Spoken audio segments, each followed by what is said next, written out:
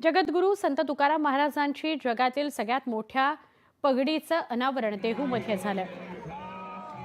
महाराजांच्या या पगडीचा घेराव हा 22 फुटांचा आहे, तर उंची 4 फुटांची आहे।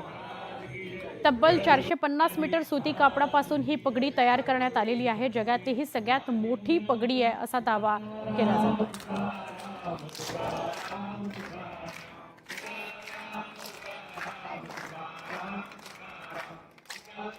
संत तुकाराम महाराजांचे जे मूर्ती आहे त्याच्यासाठी आम्हाला एक चांदीची पगडी बनवण्याचा खूप मानस आहे।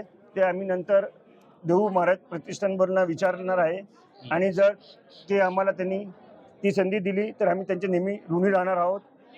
आणि सर्वात महत्त्वाचं असं आहे की संत तुकाराम महाराजांच्या पावनभूमीमध्ये आम्ही राहत असल्यामुळं एक आमचं कर्तव्य होतं म्हणून ती आज कर्तव्य आमचं पूर्ण झालं। त्याचे आम्हाला खूप खूप बरं वाटतं आज आम्हाला।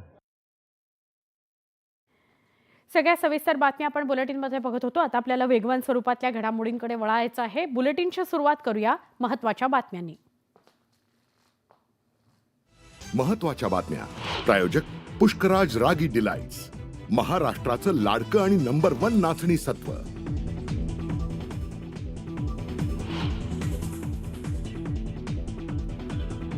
प्रशांत कोरटकरचा मोबाईल हॅक झालेलं निरीक्षण काढा। मुंबई हायकोर्टाचे कोल्हापूर सत्र न्यायालयाला निर्देश। तर कोरटकरनं मोबाईलमधील डेटा नष्ट केल्याचा वकील असीम सरोदे यांचा आरोप। प्रशांत कोरटकरच्या जामिनावर दुपारी कोल्हापूरच्या सत्र न्यायालयात सुनावणी। तर कोरटकरच्या जामिनाला पोलिसांचा विरोध।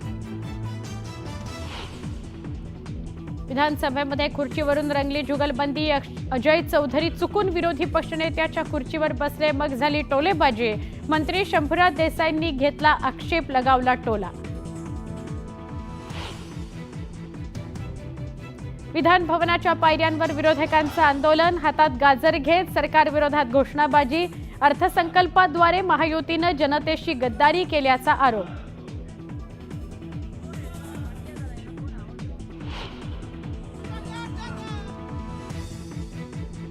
राजू शेट्टींच्या नेतृत्वात स्वाभिमानी शेतकरी संघटनेचं विधान भवनाबाहेर आंदोलन। शेतमालाला भाव मिळत नसल्याने कांदा, कापूस, तूर रस्त्यावर फेकून केला सरकारचा निषेध। तर आंदोलकांची पोलिसांकडून धरपकड।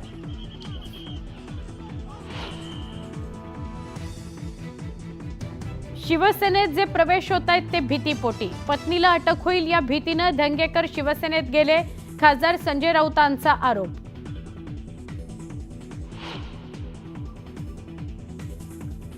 मारहाण प्रकरणानंतर चर्चेत आलेल्या सतीश भोसले उर्फ खोक्याची जामिनाकरता धावाधाव।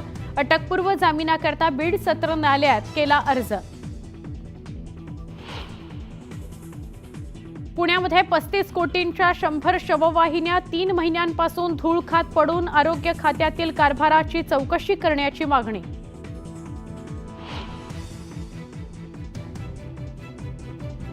जम्मू काश्मीरच्या कठुआतील जंगलात 5 ते 6 दहशतवादी लपल्याचा संशय।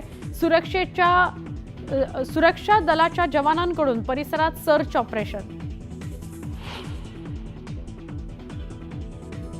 अयोध्येमध्ये होळीचा उत्साह।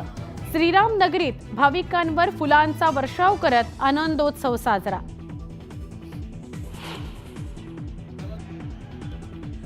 मथुरेत होळीनिमित्त बाके बिहारीच्या दर्शनाकरता अलोट गर्दी। मंदिरात भाविकांकडून गुलालाची उधळण।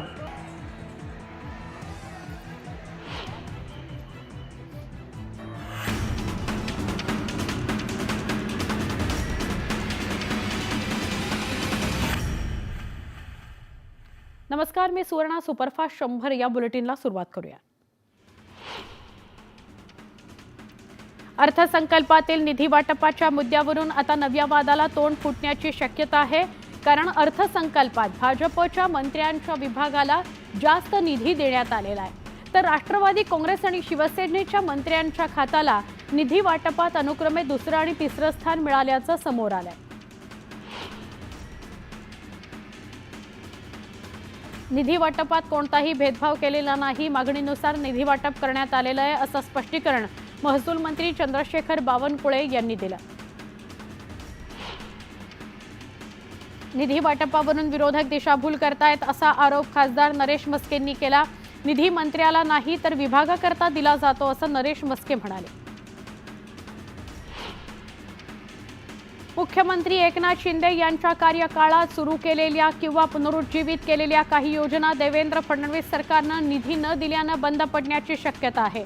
सणासुदीसाठी आनंदाचा शिधा शिवभोजन थाळी योजना, ज्येष्ठ नागरिकांकरता तीर्थाटन योजना अशा काही योजनांना निधी उपलब्ध नसल्यानं त्या केवळ कागदावर उरलेल्या आहेत.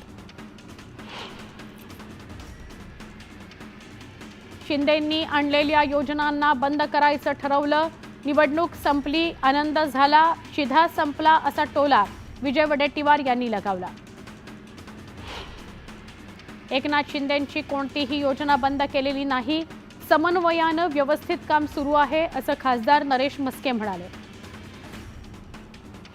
सत्तेत आल्यावर 1500 वरून 2100 रुपये देऊ असं सांगितलं होतं, पण हे लोक मात्र निवडणुकीपूर्वी जुमला करतात आणि नंतर विसरतात अशी टीका रोहित पवारांनी केली.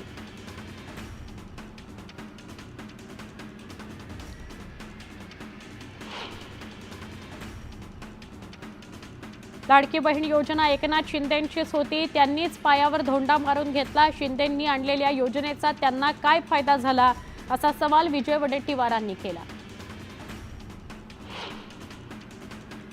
लाडक्या बहिणींची संख्या आता घटण्याची शक्यता आहे. अर्थसंकल्पात लाडकी बहीणसाठी 36,000 कोटींची तरतूद करण्यात आली आहे, पण 36,000 कोटींमध्ये 2 कोटी महिला योजनेचा लाभ घेऊ शकतील. मुख्यमंत्री माझी लाडकी बहीण योजना राज्य सरकारनं सुरूच ठेवली असली तरी लाडक्या बहिणींची 1500 रुपयांवरच सरकारनं बोळवण केली आहे. 9 महिन्यांपूर्वी ही योजना जाहीर झाली त्यावेळी 46,000 कोटींच्या या योजनेला आता कात्री लागली आहे आणि 2025-26 साठी 36,000 कोटी रुपयांची तरतूद करण्यात आलेली आहे. राज्याचा अर्थसंकल्प सादर झाला, मात्र लाडक्या बहिणींच्या पदरी निराशाच पडली. लाडक्या बहिणींना 2100 रुपये खात्यात जमा होण्याकरता काही काळ वाट पाहावी लागणार आहे. तर दुसरीकडे गेल्या वर्षीच्या निधीच्या तुलनेत याही वर्षी 10,000 कोटींचा निधी कमी करण्यात आला. लाडक्या बहिणींना 2100 रुपयांची रक्कम देण्यावर विचार सुरू आहे. निवडणुकीच्या काळात दिलेलं ते आश्वासन पूर्ण करायला 5 वर्ष असल्याचं उपमुख्यमंत्री एकनाथ शिंदे यांनी नमूद केलं. तर आर्थिक शिस्त लक्षात घेत योग्य वेळी निर्णय घेतला जाईल असं मुख्यमंत्री देवेंद्र फडणवीस म्हणाले. महत्त्वाची बातमी आहे.